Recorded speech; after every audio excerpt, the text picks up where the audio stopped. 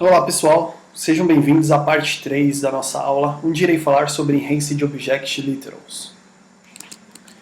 A maneira clássica de escrever objetos literais aqui no JavaScript é essa como estou exemplificando aqui. Você abre chaves, dentro dessas chaves você pode declarar as propriedades e métodos assim como eu fiz aqui no exemplo. Uma outra maneira de atribuir valores para propriedades e métodos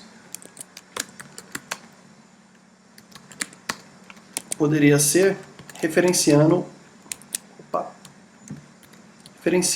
uma variável.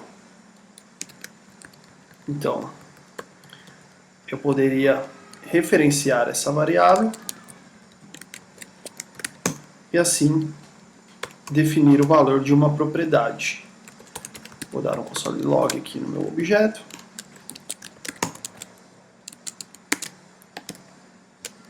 Vocês podem perceber, a propriedade foi atribuída corretamente com o valor da variável.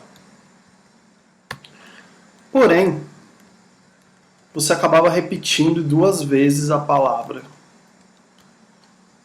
Caso o método ele fosse o mesmo, tivesse o mesmo nome que a variável a qual o valor você estava utilizando ali. Com o surgimento do ECMA 6, foi introduzido um shorthand para isso. Então você simplesmente pode omitir o lado direito.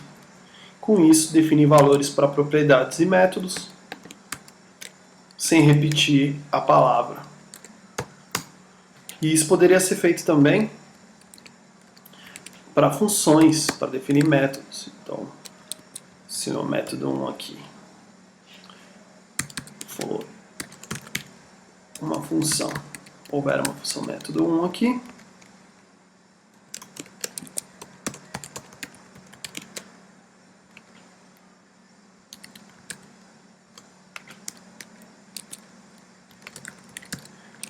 console log método called, eu vou invocar aqui.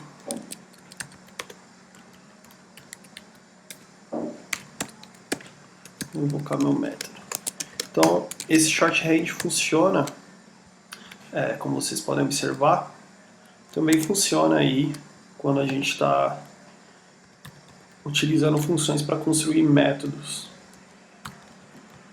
Então, o ECMA 6 trouxe esse shorthand. Uma outra forma de fazer métodos seria escrevendo uma função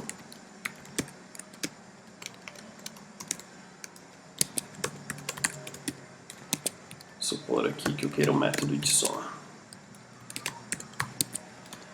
A e B, ele vai retornar A mais B. E aí eu vou executar aqui mais 5. Vou executar meu método de soma. Uma das formas de escrever um método também poderia ser diretamente ali no meu objeto. Esqueci de dar o console log. Então, poderia declarar minha função direto aqui no método. Poderia ser uma função anônima também, sem problemas. O ECMA 6 trouxe também um outro shorthand, uma outra capacidade aqui de encurtar a forma com que você escreve seus objetos literais. Então eu poderia fazer a mesma função de soma, dessa vez omitindo a palavra function, simplesmente colocando esses parênteses aqui, seria o mesmo parênteses aqui equivalente ao parênteses da função, onde vão ter a lista de parâmetros aqui, e ele funcionaria da mesma forma. E se a gente observar aqui o nosso objeto, ele gerou aí um método sum nesse objeto, apontando para uma função nomeada aqui. Então, encurta aí a nossa vida e facilita o trabalho e legibilidade a hora de trabalhar aí com objetos literais. Um outro caso comum era, por exemplo, eu tenho aqui um nome de uma propriedade, prop name, uma variável. Teste. E caso eu quisesse utilizar essa variável aqui como um nome de uma propriedade, obrigatoriamente eu teria que declarar meu objeto literal antes, acessá-lo aqui depois através dos colchetes, escrever aqui meu próprio name. Com isso eu atribuiria um valor para ele, prop value. Vou dar um console log para a gente conseguir ver como isso ficou.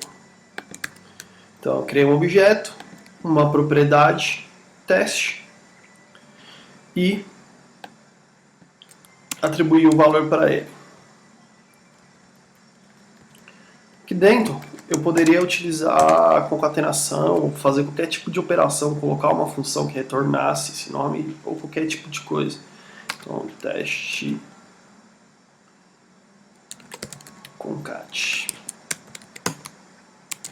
Então ele funciona também fazendo operações aqui dentro. Só que o problema aqui é que eu teria que declarar meu objeto antes e fazer essa definição aqui posteriormente. Com o surgimento do ECMAScript 6, eu posso agora fazer isso direto. Então eu posso vir aqui e fazer essa minha propriedade computada diretamente aqui no meu objeto. Então o comportamento é igual. Com isso eu encurto também aí